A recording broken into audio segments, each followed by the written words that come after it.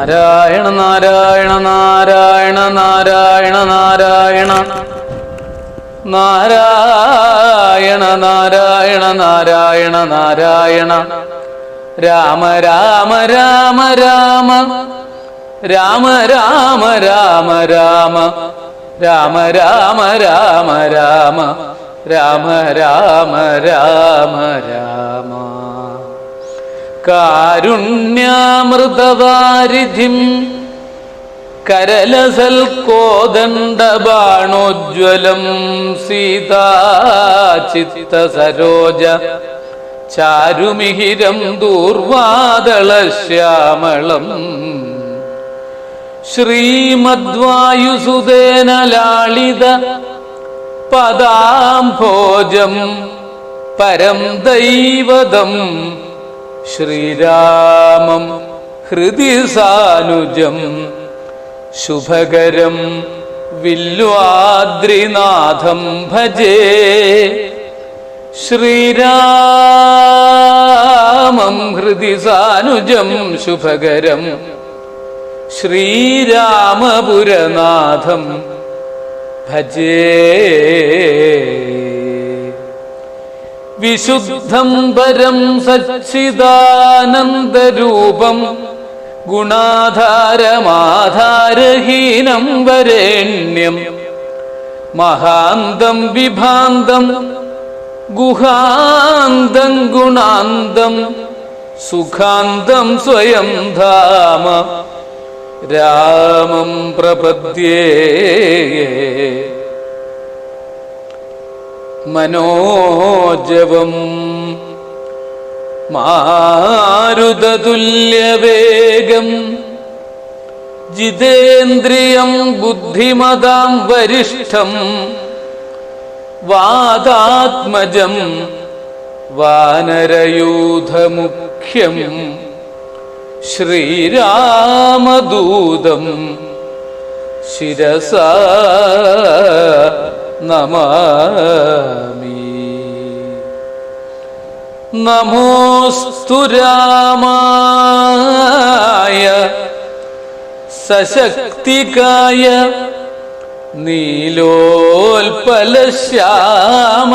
നീലോൽപലശ്യാമളകോമളായ കിരീടഹാരാംഗദഭൂഷണായ സിംഹാസനസ്ഥായ മഹാപ്രഭായ രാമ രാമ രാമ രാമ രാമ രാമ രാമ രാമ രാമ രാമ രാമ രാമ രാമ രാമ പാഹി മാം. രാമ രാമ രാമ രാമ രാമ രാമ രാമ രാമ രാമ രാമ രാമ രാമ രാമ രാമ പാഹി മാം. ഹരേ രാമ ഹരേ രാമ രാമ രാമ ഹരേ ഹരേ ഹരേ കൃഷ്ണ ഹരേ കൃഷ്ണ കൃഷ്ണ കൃഷ്ണ ഹരേ ഹരേ. ഹരേ രാമ ഹരേ രാമ രാമ രാമ ഹരേ ഹരേ ഹരേ കൃഷ്ണ ഹരേ കൃഷ്ണ കൃഷ്ണ കൃഷ്ണ ഹരേ ഹരേ. ധന്യാത്മാക്കളെ, സുഹൃത്തുക്കളെ, എല്ലാവർക്കും സാദര നമസ്കാരം. രാമായണാമൃതത്തിലേക്ക് ഏവർക്കും സ്വാഗതം. രാമായണാമൃതം 7ാം സുദിനത്തിലേക്ക് കടക്കുകയാണ്. അതിശ്രേഷ്ഠമായ രാമായണത്തിലെ അയോധ്യ കാണ്ഡമാണ് ഇന്ന് ഈ സുദിനത്തിൽ നമ്മൾ അനുസ്മരിക്കാൻ ആരംഭിക്കുന്നത്. വാൽമീകിയിലൂടെ ഒഴുകിയെത്തിയ രാമായണം കേരളത്തിലെ ഭക്ത സമൂഹത്തിന് വേണ്ടിയിട്ട് എഴുത്തച്ഛൻ മനോഹരമായ രാമനാമത്തിന്റെ മഹത്വവും ഭക്തിവിശ്വാസവും നിറച്ചുകൊണ്ട് എഴുതിയതാണ് അധ്യാത്മരാമായണം കിളിപ്പാട്ട്. ഓരോ ഭവനത്തിലും ഉണ്ടായിരിക്കേണ്ടതാണ് അധ്യാത്മരാമായണം കിളിപ്പാട്ട്. എങ്കിലും വാൽമീകി രാമായണം ഇല്ലെങ്കിലും ഈ ഒരു അധ്യാത്മരാമായണം ഉണ്ടാവുക ഓരോ വ്യക്തിക്കും ഉണ്ടായാൽ ശ്രേഷ്ഠമായി. കുറച്ച് വാക്കുകൾ, രാമായണത്തിലെ വരികൾ വായിക്കാൻ സാധിക്കുന്നത് തന്നെ ഒരു മനുഷ്യജന്മത്തിലെ പുണ്യമാണ്. ഇന്നത്തെ കാലഘട്ടത്തിൽ വായനയ്ക്ക് പ്രാധാന്യം കൊടുക്കുന്നതിന് വേണ്ടിയിട്ട്, വായിക്കാൻ വേണ്ടിയിട്ടൊക്കെ വായന പ്രചോദിപ്പിക്കുന്നതിന് വേണ്ടി വായന വാരങ്ങളും വായന ആചരണങ്ങളൊക്കെ നടക്കുന്ന കാലഘട്ടമാണ്. പലപ്പോഴും മറന്നു പോകുന്ന ഒന്നുണ്ട്. നമുക്കൊക്കെ ഒരു വായന മാസാചരണമാണ് രാമായണ മാസം. ഒരു 100 രൂപ കൊടുത്തൊരു രാമായണം വാങ്ങിച്ച് കുടുംബത്തിൽ വെക്കാനും വായിക്കാനും സാധിക്കുക എന്നുള്ളതാണ് നമ്മുടെയൊക്കെ സുഹൃത പൈതൃകം എന്ന് പറയുന്നത്. ഓരോരുത്തരുടെയും മനസ്സിലുണ്ടാവട്ടെ. ഓരോന്നും രാമായണത്തിൽ കഥ പറയുന്ന സമയത്ത് ആ കഥകളുടെ സന്ദേശവും അതിലുള്ള ചോദ്യ ഉത്തരങ്ങളും നമ്മുടെ മനസ്സിലുണ്ടാവുകയാണ് ഒടുവിലുള്ള രാമായണത്തിന്റെ സന്ദേശമായിട്ട് കിട്ടാനുള്ളത്.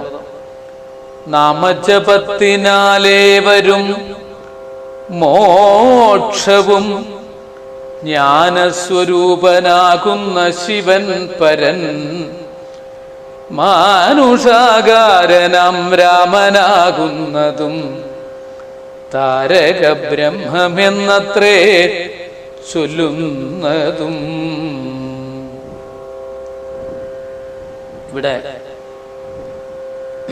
രാമായണത്തില് അയോധ്യ കാണ്ഡം പണ്ടുള്ളവര് നമ്മുടെ ഗുരുക്കന്മാര് പറഞ്ഞു തന്നത് ഒരു ഓർമ്മ വരികയാണ്. ബാലൻ അയോധ്യയിൽ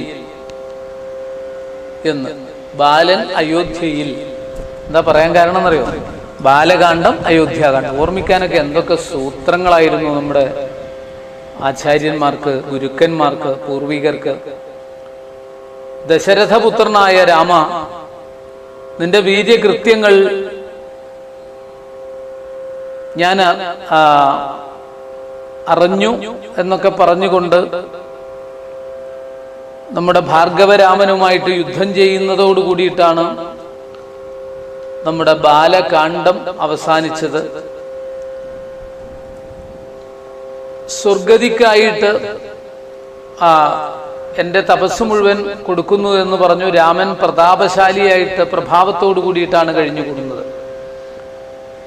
അധ്യാത്മ ജീവിതത്തിലെ ബാലപാഠങ്ങൾ അവസാനിക്കുന്നിടത്താണ് ബാലകാന്ഡവും അവസാനിച്ചത്. സന്തോഷം നിറഞ്ഞ ദിവസങ്ങളാണ് അയോധ്യയിൽ. അതിനിടയിൽ ശ്രീ നാരദ മഹർഷി ഒരിക്കല് അയോധ്യയിൽ എത്തിച്ചേർന്നു. ഭരത ശത്രുഘ്നന്മാർ അമ്മാവനാകുന്ന യുധാജിത്തിന്റെ കൂടെ കേകയത്തിൽ കുറച്ചുനാൾ താമസിക്കാമെന്ന് വിചാരിച്ച് പോയ സന്ദർഭമായിരുന്നു അത്. നാരദ മഹർഷി അയോധ്യയിൽ ചെന്നു. മഹതി എന്ന വീണ മീട്ടിക്കൊണ്ട് എപ്പോഴും നാരായണ നാമം അങ്ങനെ മുഴങ്ങിക്കൊണ്ടിരിക്കുന്ന നാരദ വീണയിലിന്നും ഒഴുകുന്ന പ്രേമസ്വരമാണി നാരായണ, അങ്ങനെ ഒഴുകിക്കൊണ്ടിരിക്കുകയാണ്. അങ്ങനെയുള്ള നാരദ മഹർഷിയാണ് അയോധ്യയില് ശ്രീരാമനോട് അവതാര രഹസ്യം ഓർമ്മപ്പെടുത്താൻ വേണ്ടിയിട്ട് എത്തിച്ചേർന്നത്. ശ്രീരാമനുമായിട്ട് സംവാദം ചെയ്യുന്ന രംഗം രാമ നാരദ സംവാദം നമ്മൾ സാധാരണ അനുസ്മരിക്കുന്നത് പോലെ, അല്ലെങ്കിൽ നാരദ രാഘവ സംവാദം എന്നൊക്കെയാണ് ഇതിൽ തലവാചകങ്ങൾ കാണുക. ശ്രീരാമ പട്ടാഭിഷേകം നടക്കരുത്, നടന്നാൽ രാമൻ കാട്ടിൽ പോകില്ല, രാക്ഷസപ്പടയെ നിഗ്രഹിക്കുകയുമില്ല, അവതാര ലക്ഷ്യം നിറവേറ്റാൻ സമയം ആയിരിക്കുകയാണ്. 12 വയസ്സായി. ആ സമയത്തിലേക്ക് എത്തി. മനുഷ്യനായിട്ട് അവതരിച്ചതുകൊണ്ട് മറക്കാതിരിക്കാൻ ബ്രഹ്മാവ് അയച്ചതാണെന്നുള്ള രഹസ്യം കൂടി ഇവിടെ ഓർമ്മപ്പെടുത്തുകയാണ്. മനുഷ്യനാവുമ്പോൾ മറവി ജന്മസിദ്ധമാണ്. മനുഷ്യൻ മറവി ഒരു കണക്കിന് നല്ലതാണെന്ന് പറയാറില്ലേ? പക്ഷെ അങ്ങനെ മറന്നു പോയാലോ? അവതാര ലക്ഷ്യം പൂർത്തീകരിക്കണ്ടേ? അതുകൊണ്ട് ഓർമ്മപ്പെടുത്താൻ വേണ്ടിയിട്ടാണ് ബ്രഹ്മദേവൻ തന്നെ നാരദ മഹർഷിയെ അയച്ചത്. ഇവിടെയാണ് നാരദ രാഘവ സംവാദം. പ്രധാനപ്പെട്ട പല കാര്യങ്ങളും തത്വങ്ങളും ഉൾക്കൊള്ളുന്നതാണ് ഈ നാരദ രാഘവ സംവാദം എന്ന അയോധ്യാകാന്ഡത്തിലെ ഭാഗം. ശ്രീരാമൻ ഗൃഹസ്ഥനായതിനു ശേഷം ആദ്യമായി ശ്രീ നാരദ മഹർഷി എത്തിച്ചേരുന്ന രംഗമാണ്. നാരദ മഹർഷി ഇതിനു മുമ്പും കൊട്ടാരത്തിൽ വന്നിട്ടുണ്ടാവാം. പക്ഷെ ഗൃഹസ്ഥനായതിനു ശേഷം, വിവാഹത്തിന് ശേഷം വരുന്നതാണ്. ഈശ്വര കഥകൾ കേൾക്കുന്നതിലൂടെ, നാമജപത്തിലൂടെ ഭക്തി ഉണ്ടാകുന്നു. ഇതൊക്കെയാണ് ഇതിനിടയിൽ പറയുന്ന ചില നുറുങ്ങ സന്ദേശങ്ങൾ എന്ന് പറയുന്നത്. ഈശ്വരന്റെ കഥകൾ കേൾക്കുന്നതിലൂടെ, നാമജപത്തിലൂടെ എന്തുണ്ടാകുന്നു? ഭക്തി ഉണ്ടാകുന്നു. ഈശ്വരപാദ ഭക്തി മുഴുക്കുന്ന സമയത്ത് ഈശ്വര ബോധമുണ്ടാകുന്നു. അറിവും ബോധവും വേറെ വേറെയാണ്. അപ്പൊ ആ ബോധത്തിലേക്ക് എത്തിച്ചേരുന്നു. ഇതൊക്കെയാണ് ഇവിടെ ഓരോന്നായിട്ട് വിവരിക്കുന്നത്. പിന്നീട് ഭക്തി മുഴുത്തു കഴിഞ്ഞാൽ എന്താ ഉണ്ടാവുക? തത്വജ്ഞാനം ഉണ്ടാകും. തത്വജ്ഞാനം ഉണ്ടായിക്കഴിഞ്ഞാൽ മുക്തി എളുപ്പത്തിൽ കൈവരിക്കാൻ സാധിക്കും. രാമനാമം അനശ്വരമാണ്, കാലാതീതമാണ്. മൃത്യുഞ്ജയനായ അല്ലെങ്കിൽ മൃത്യുഞ്ജയ മന്ത്രത്തിന്റെ അധിദേവനായ ശ്രീ പരമേശ്വരൻ സദാ രാമ രാമ എന്ന താരക മന്ത്രം ജപിച്ചുകൊണ്ടിരിക്കുന്നു. അയോധ്യയിൽ ശ്രീരാമചന്ദ്രനും ശ്രീ നാരദ മഹർഷിയും തമ്മിലുള്ള സംഭാഷണം, രാമ തത്വം, സീതാ തത്വം എന്നിവ ബോധ്യപ്പെടുത്തി സ്തുതിക്കുന്ന രംഗം ഒക്കെയാണ് നമുക്ക് ഈ അയോധ്യാകാന്ഡത്തില് ആദ്യമായിട്ടുള്ളത്. അതിനുശേഷമാണ് പട്ടാഭിഷേകത്തിന് വേണ്ടിയിട്ടുള്ള ഒരുക്കങ്ങളൊക്കെ ചെയ്യുന്ന ഭാഗം. നമുക്ക് ഇന്ന് ഈ മനോഹരമായ ഭാഗങ്ങളൊന്ന് അനുസ്മരിക്കാം. ഭഗവാന്റെ അനുഗ്രഹം നമുക്ക് ഓരോരുത്തർക്കും ഉണ്ടാകട്ടെ എന്ന് ഈ സന്ദർഭത്തിൽ പ്രാർത്ഥിക്കുകയാണ്. ശ്രീരാമദേവൻ സംഭ്രമം ഉൾക്കൊണ്ട് ആ നാരദ മഹർഷിയെ സ്വീകരിക്കുകയും നമസ്കരിക്കുകയും ചെയ്യുന്നത് മുതലുള്ള ഭാഗങ്ങൾ നമുക്കൊന്ന് ശ്രദ്ധിക്കാം. ശ്രീരാമദേവനും സംഭ്രമം കൈക്കൊണ്ടു നാരദനെ കണ്ടെഴുന്നേറ്റു സാദരം നാരീമണിയായ ജാനകി തന്നോടും പാരിൽ വീണാശു നമസ്കരിച്ചിടിനാൻ പാദ്യാസനാചമനീയാർഘ്യപൂർവകം ആദ്യേന പൂജിതനായൊരു നാരദൻ തന്നിയോഗത്താലിരുന്നൊരു രാഘവൻ മന്ദസ്മിതം പൂണ്ടു നന്ദിച്ചു സാദരം മന്ദം മുനിവരൻ തന്നോട് അരുൾ ചെയ്തു വന്ദേ പദം കരുണാനിധേ സാമ്പ്രതം നാനാവിഷയ സംഘം പൂണ്ടുമേവിന മാനസത്തോട് സംസാരികളായുള്ള മാനവന്മാരായ ഞങ്ങൾക്ക് ചിന്തിച്ചാൽ ജ്ഞാനിയാകും തവ പാദപങ്കേരുഹം കണ്ടുകൊള്ളുവാനതി ദുർലഭം നിർണയം. പണ്ടു ഞാൻ ചെയ്തൊരു പുണ്യഫലോദയം കൊണ്ടു കാൺമാൻ അവകാശവും വന്നിതു പുണ്ടരീകോത്ഭവപുത്ര മഹാമുനെ. എന്നുടെ വംശവും ജന്മവും രാജ്യവും ഇന്നു വിശുദ്ധമായി വന്നു തപോനിധേ.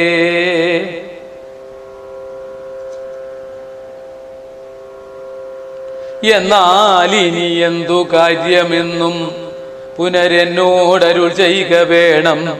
ദയാനിധേ എന്തൊരു കാര്യം നിരൂപിച്ചെഴുന്നള്ളി സന്തോഷമുൾക്കൊണ്ട് അരുൾ ചെയ്യുകയും വേണം. നാരദനും ഭക്തവത്സലനാം മനുവീരനെ നോക്കി സരസമരുൾ ചെയ്തു. എന്തിനിന്നെന്നെ മോഹിപ്പിപ്പതിന്നു നീ സന്തതം ലോകാനുകാരികളായ അതിചാതുര്യമുള്ളൊരു വാക്കുകൾ ഏറ്റവും മാധുര്യമോടു ചൊല്ലിയിടുന്നതിങ്ങനെ മുഗ്ധങ്ങളായുള്ള വാക്യങ്ങളെ കൊണ്ട് ചിത്തമോഹം വളർക്കേണ്ട രഘുപതേ. ലൗകികമായുള്ള വാക്യങ്ങൾ എന്നാലും ലോകോത്തമന്മാർക്കു വേണ്ടി വരുമല്ലോ. യോഗേശനായ നീ സംസാരി ഞാനെന്നു ലോകേശ ചൊന്നതു സത്യമത്രേ ദൃഢം.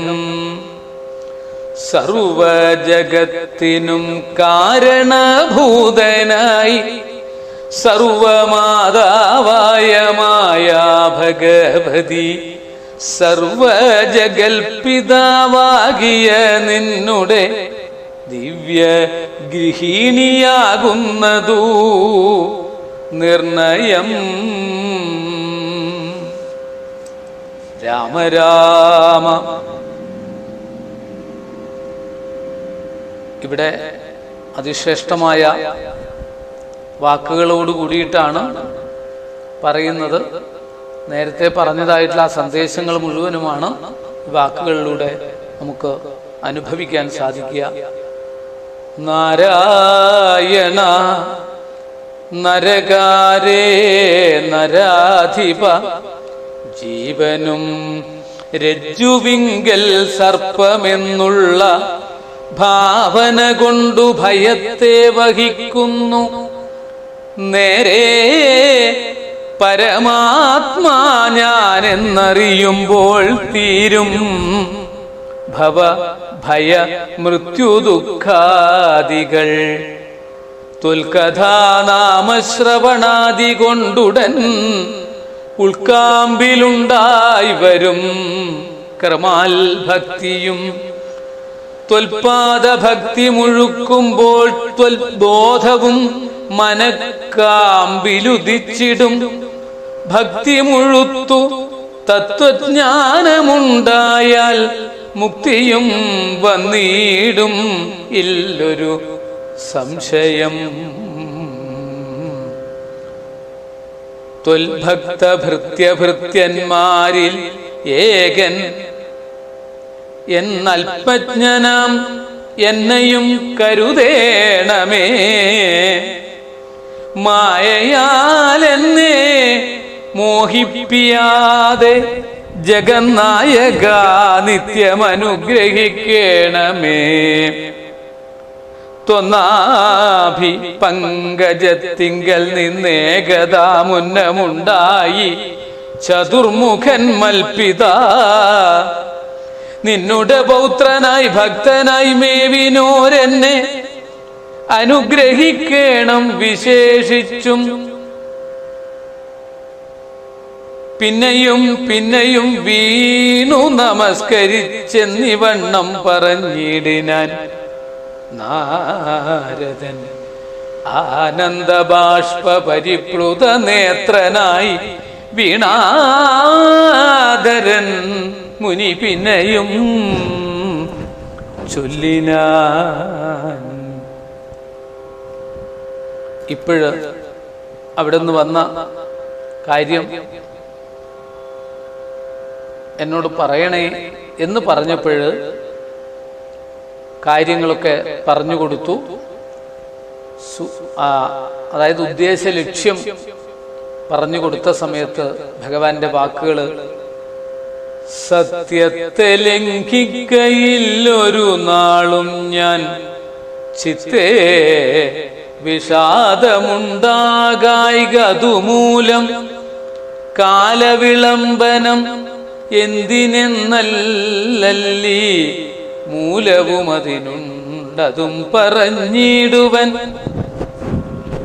കാലാവലോകനം കാര്യസാധ്യം നൃണം, കാലസ്വരൂപനല്ലോ പരമേശ്വരൻ.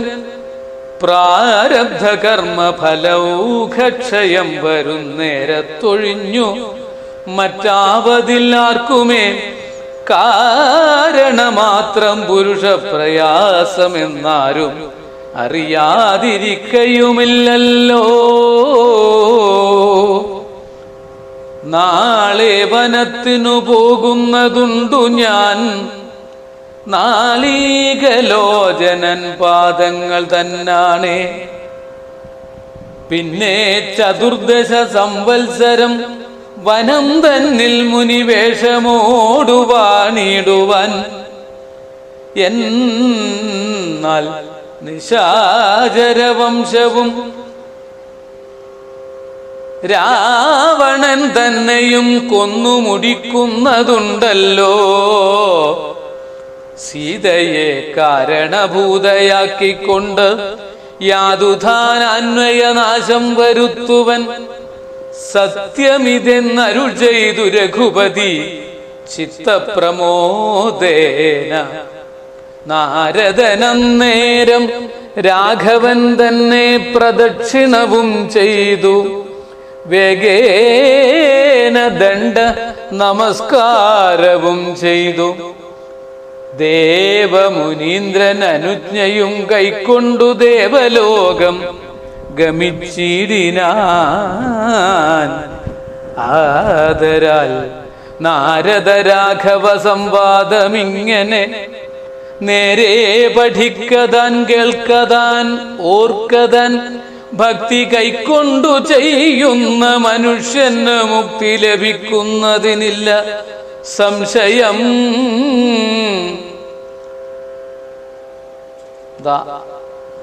ശ്രീരാമചന്ദ്രസ്വാമി നാരദ മഹർഷിയുമായിട്ട് സംഭാഷണം ചെയ്യുന്ന രംഗം, ആ സംഭാഷണത്തിലൂടെ ഏതായാലും വന്നത് നന്നായി. എത്രയും പെട്ടെന്ന് തന്നെ ഞാനിതാ ഏർപ്പാടുകൾ ചെയ്യുകയാണ് എന്ന് ശ്രീരാമചന്ദ്രസ്വാമി പറയുന്നു. നാളെ തന്നെ ഇതാ ഞാൻ വനത്തിന് പോകാനുള്ള തയ്യാറെടുപ്പുകളാണ് ചെയ്യുന്നത്. അതായത് നാരദ മഹർഷിയോട് പറയുന്നത് നാളെ തന്നെ പുറപ്പെടുന്നതാണ്. അപ്പോഴതിനുള്ള കാരണങ്ങളൊക്കെ ഉണ്ടാകും. അങ്ങനെ ആ ഒരു രാമചന്ദ്രസ്വാമിയുടെ സങ്കല്പത്തിന്റെ ഫലമായിട്ട് അയോധ്യയില് രാമനെ യുവരാജാവായിട്ട് വാഴിക്കണമെന്നുള്ള ജനങ്ങളുടെയൊക്കെ ഏകകണ്ഠമായ അഭിപ്രായം നാട്ടിൽ മുഴുവൻ അറിഞ്ഞ ദശരഥ മഹാരാജാവ് നല്ല ഒരു മുഹൂർത്തത്തിൽ, ശുഭമുഹൂർത്തത്തില്, ഈ മുഹൂർത്തം എന്ന് പറയുന്നത് എപ്പോഴെപ്പോഴും കിട്ടുന്നതല്ല. ചിലപ്പോഴും നമ്മൾ പറയുന്നില്ലേ, ഓരോ ദിവസത്തിനും ചില ദോഷങ്ങള്, സമയത്തിന് ചില ദോഷങ്ങള്, തിഥിക്ക് ചില ദോഷങ്ങളൊക്കെ വരുന്ന സമയത്ത് ഇതൊക്കെ ഒത്തുചേരുമ്പോഴാണ് മുഹൂർത്തം ക്ഷണികോഭവയിൽ മുഹൂർത്തമായിട്ട് വരുന്നത്. അങ്ങനെ ഏതായാലും രാമനെ അഭിഷേകം ചെയ്ത് യുവരാജാവാക്കണമെന്നുള്ള തീരുമാനമെടുക്കുന്നു. അത് ഗുരുനാഥനുമായിട്ട് ആലോചിച്ചിട്ട് ഇവിടെ തിരക്ക് പിടിച്ച് ശ്രീരാമനെ യുവരാജാവാക്കാനുള്ള തീരുമാനം എല്ലാവരെയും അറിയിച്ചു. അടുത്ത നാളായ നല്ല സുദിനത്തിൽ, അടുത്ത നാളായ എന്ന് പറയുന്നില്ല, നമ്മൾ പൂയം നാള്, നല്ല നാളാണ്. ശുഭമുഹൂർത്തത്തിൽ തന്നെ രാമനെ രാജാഭിഷേകം ചെയ്യുവാൻ വസിഷ്ഠനെ ചുമതലപ്പെടുത്തുന്നു. ഭരത ശത്രുഘ്നന്മാർക്ക് ഏകയത്തിലാണെങ്കിലും സൽക്കർമ്മമാണ്, അത് മുഹൂർത്തത്തിന് നടത്തണം. അത് ഒരുപക്ഷെ എല്ലാവരും എത്തിച്ചേർന്നില്ലെങ്കിൽ കൂടിയിട്ട് ആ സൽക്കർമ്മം നടത്തണമെന്ന ഗുരുവാക്യം അനുസരിച്ചു കൊണ്ടാണ് ദശരഥൻ ഇങ്ങനെ ഒരു തീരുമാനമെടുത്തത്. ജനങ്ങളുടെ ആഗ്രഹമാണ്, മന്ത്രിമാരുടെ, ഭൃത്യന്മാരുടെ ആഗ്രഹമാണ്. ദശരഥന് പ്രായമാവുകയാണ്. വസിഷ്ഠൻ മന്ത്രിയായ സുമന്ത്രർക്ക് നിർദ്ദേശം നൽകുന്നു. സുമന്ത്രരാണ് അയോധ്യയിലെ മന്ത്രിപ്രവരൻ. ദശരഥന്റെ വാർദ്ധക്യം ഇതിനൊരു കാരണമായി. ഏകകണ്ഠമായി തീരുമാനിച്ച തീരുമാനമാണ്. അഭിഷേക സംഭാരങ്ങളെല്ലാം ഒരുക്കിക്കഴിഞ്ഞു. രാമനെ വിളിച്ച് വിവരങ്ങൾ ധരിപ്പിച്ചു. വിവരമറിഞ്ഞ് കൗസല്യ അതിയായിട്ട് സന്തോഷിച്ചു. രാമനും സീതയും വ്രതമനുഷ്ഠിക്കുവാൻ കുലഗുരു നിർദ്ദേശിച്ചു.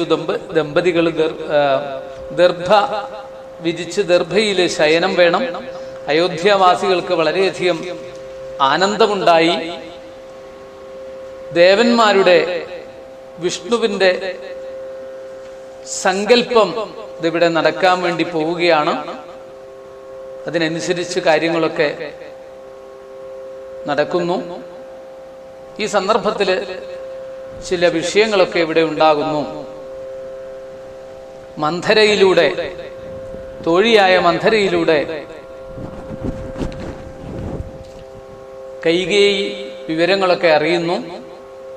അങ്ങനെ മന്ധരയുടെ നിർദ്ദേശപ്രകാരം കാര്യങ്ങളൊക്കെ മറയുന്ന രംഗം. ഈ സന്ദർഭത്തിലാണ് ആ പഴയ കഥകൾ ഒന്ന് അനുസ്മരിക്കുന്നത്. മന്ധരയുടെ നിർദ്ദേശപ്രകാരം ക്രോധാലയം പ്രവേശിച്ചത് അതിന്മൂലമേതുമറിഞ്ഞില്ല ഞങ്ങളോ മന്നവ എന്ന് പറയുന്ന വാക്കുകളിലൂടെ ആ ക്രോധാലയത്തിൽ പോയി കിടക്കുക. കൈകേയി വളരെ ദുഃഖിതയായിട്ട് കഴിഞ്ഞുകൂടുന്നു. കാരണങ്ങളൊക്കെ ചോദിക്കുന്നു ദശരഥ മഹാരാജാവ്. കാര്യങ്ങളൊക്കെ കൃത്യമായിട്ട് പറയുന്നു. അങ്ങനെയാണ്, അതായത് എൻ്റെ പുത്രനായ ഭരതൻ രാജാവായിട്ട് ഭരണം നടത്തണം. ശ്രീരാമചന്ദ്രസ്വാമി അല്ലെങ്കിൽ ശ്രീരാമൻ 14 വർഷം കാട്ടിൽ വാഴണം, നാട്ടിൽ നിൽക്കാൻ പാടില്ല. ഈ 2 വരങ്ങൾ, താപസവേഷം ധരിച്ചു വനാന്തരെ ജഡാവൽക്കലവും പൂണ്ടു കാലം 14 വത്സരം വാഴണം. മൂലഫലങ്ങൾ ഭുജിച്ചു മഹീപതേ ഭൂമി പാലിപ്പാൻ ഭരതനെയാക്കണം. രാമനുഷസി വനത്തിനു പോകണം എന്നിവ 2 വരങ്ങളും നൽകുകിലിന്നു മരണമെനിക്കില്ല നിർണയം. ഞാൻ മരിക്കാൻ തയ്യാറായിട്ടാണ് ഇരിക്കുന്നത്. പക്ഷേ പണ്ട് യുദ്ധത്തിൽ വെച്ച് ആ രഥചക്രത്തിന്റെ ആണി അങ്ങ് തെറിച്ചു പോയപ്പോൾ, അക്ഷകീലം ആ തെറിച്ചു പോയപ്പോൾ അവിടെ വിരൽ വെച്ചുകൊണ്ട് അന്ന് യുദ്ധത്തിൽ വിജയിപ്പിച്ച സംരക്ഷിച്ച സമയത്ത് 2 വരം തരാമെന്ന് പറഞ്ഞിരുന്നു. അതിപ്പോഴാണ് ചോദിക്കുന്നത്.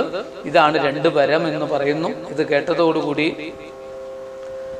മോഹിച്ചു വീണു. വജ്രമേറ്റ് പർവ്വതം പതിക്കുന്നത് പോലെ ആ ബോധം നഷ്ടപ്പെട്ട് കണ്ണുനീർ വാർത്തുകൊണ്ട് ഭൂമിയിൽ വീണ് നിലവിളിക്കുന്ന ദശരഥൻ ഒരു ഭാഗത്ത്. അഭിഷേകത്തിനുള്ള ഒരുക്കങ്ങളൊക്കെ ചെയ്തുവെങ്കിലും ആ അഭിഷേകം വേണ്ട എന്ന് വെക്കുന്ന ഒരവസ്ഥ. വിച്ഛിന്ന അഭിഷേകം എന്നാണ് അയോധ്യാകാന്ഡത്തിൽ ഈ രംഗത്തെ വിശേഷിപ്പിക്കുന്നത്. ഇവിടെ ശ്രീരാമചന്ദ്രസ്വാമി ഒട്ടും ഖേദമില്ലാതെ സന്തോഷത്തോടുകൂടി ഇതാ ഏറ്റെടുക്കുകയാണ്. ആ അച്ഛന്റെ വാക്കുകളെ, അച്ഛന്റെ ആഗ്രഹത്തെ ഏറ്റെടുക്കുന്ന പുത്രൻ, ആ പുത്രന്റെ യോഗ്യത ഒക്കെ പറഞ്ഞു കൊടുത്തുകൊണ്ട് ഇതാ ഏറ്റെടുക്കുന്നു. ആ വരങ്ങള് സ്വയം ഏറ്റെടുത്തുകൊണ്ട് ഈ രാജ്യത്തെയും സ്വത്തിനെയും സമ്പത്തിനെയും എല്ലാം നിഷ്പ്രയാസം ഉപേക്ഷിച്ചുകൊണ്ട് വനവാസത്തിന് പോകാൻ തയ്യാറെടുക്കുന്ന രംഗം ഒക്കെയാണ് ഇനി നമുക്ക് അടുത്ത സുദിനത്തിൽ അനുസ്മരിക്കാനുള്ളത്. സ്വസ്തി പ്രജാഭ്യ പരിപാലയന്താം ന്യായേണ മാർഗേണ മഹിം മഹീഷാഃ. ഓ ബ്രാഹ്മണേഭ്യ ശുഭമസ്തു നിത്യം. ലോകാ സമസ്താ സുഖിനോ ഭവന്തു. കായേന വാചാ മനസേന്ദ്രിയൈർവാ ബുദ്ധ്യാത്മനാ വാ പ്രകൃതേ സ്വഭാവാൽ കരോമി യദ്യൽ സകലം പരസ്മൈ നാരായണായേതി സമർപ്പയാമി. ഹരേ രാമ ഹരേ രാമ രാമ രാമ ഹരേ ഹരേ ഹരേ കൃഷ്ണ കൃഷ്ണ കൃഷ്ണ ഹരേ ഹരേ ഹരേ രാമ രാമ രാമ ഹരേ ഹരേ ഹരേ കൃഷ്ണ കൃഷ്ണ കൃഷ്ണ ഹരേ ഹരേ. നമസ്കാരം.